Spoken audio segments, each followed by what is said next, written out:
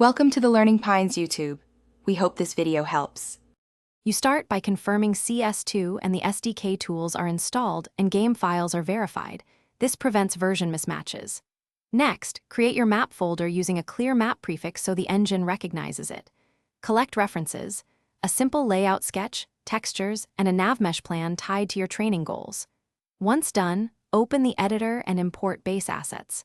These initial steps set a reproducible structure and avoid wasted rework later, so make sure to be precise.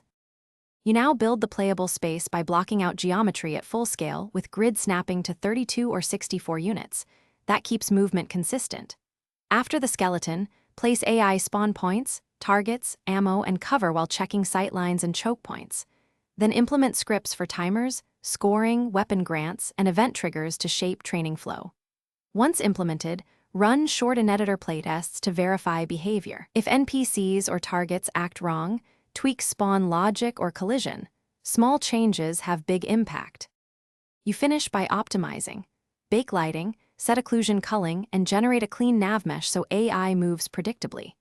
Then profile performance on low and high settings, reducing overdraw, adding LODs, and resizing textures to hit target FPS. Once stable, export the map package, deploy to a dedicated server, and run full session tests with real players.